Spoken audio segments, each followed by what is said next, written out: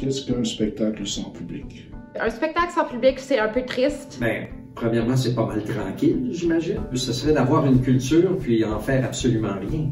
Un spectacle sans public, c'est vraiment comme jeter une pierre dans une abysse. Il n'y a aucun son, il n'y a aucun impact, il n'y a aucun écho.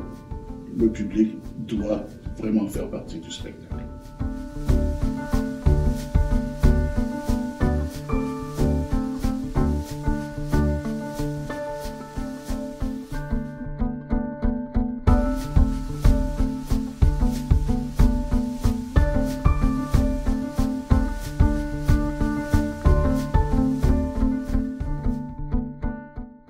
Je m'appelle Ronald Tremblay et je me considère comme étant un consommateur et aussi un observateur des arts et de la culture. Je m'appelle Lucie Maud Desroches. L'adjectif qui me décrit le mieux comme spectatrice, je dirais que c'est curieuse. Je m'appelle Chloé Beaupré. Présentement, j'ai 15 ans. Comme participant, je me trouve comme un spectateur très passionné des arts. Bonjour, je m'appelle Alain Bertrand et en tant que consommateur de spectacle, l'adjectif qui me décrit le mieux est engagé.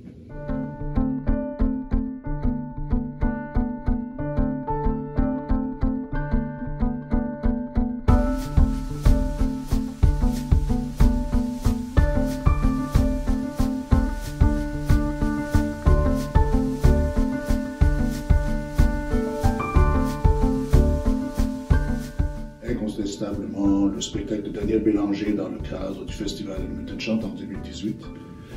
C'était un spectacle qui avait été planifié pour être présenté à l'extérieur et à cause de la pluie incessante, ça a été présenté à l'intérieur. La salle était pleine. Et pour un spectacle en milieu minoritaire, une salle pleine, c'est quand même quelque chose qu'il faut grandement apprécier. Ça remonte quand même à quelques années. C'était en 1994 et c'était le Gala interprovincial de la chanson. On avait fait ça au Winspear et on avait eu 550 personnes. Pourquoi qui est mémorable? C'était à une époque où il y avait beaucoup moins de spectacles. Et les gens de la salle ont vraiment nourri l'atmosphère parce qu'il y avait vraiment un aspect de nouveauté là. Yao était un des plus mémorables. Il était si anticipé dans notre coin de village, donc quand il est finalement venu, c'était tellement excitant. Puis, durant sa dernière chanson K.O., tous ensemble, les vieillards, les jeunes, on était tous réunis ensemble en dansant avec lui, puis c'était juste tellement mémorable et magnifique.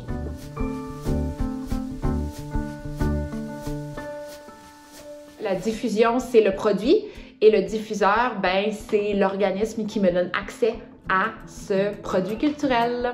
C'est vraiment d'essayer de répondre à ce besoin-là que les gens ont d'avoir un input artistique ou culturel dans leur vie. Un diffuseur doit probablement être un peu artiste lui-même afin de pouvoir bien répondre aux besoins non seulement des musiciens et des artistes, mais aussi de son public.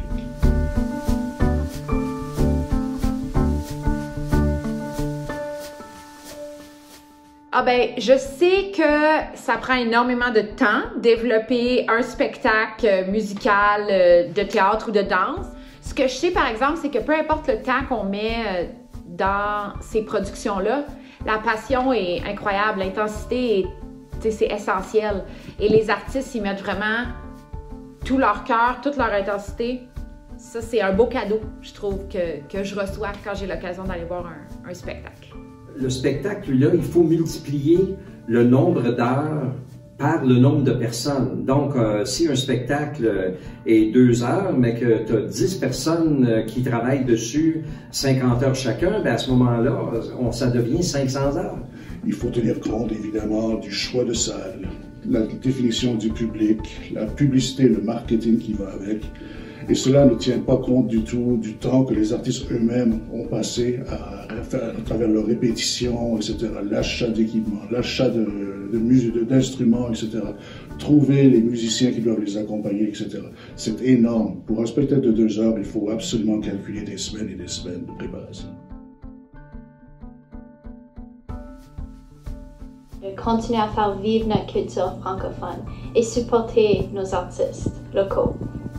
Quand on va voir un show en français, c'est que ça vient confirmer notre culture, ça vient confirmer aussi notre place, la légitimité de notre place dans l'univers albertain. Et ça, pour moi, c'est essentiel parce que non seulement ça me permet de garder contact avec ma culture, mais aussi de la faire découvrir aux autres personnes.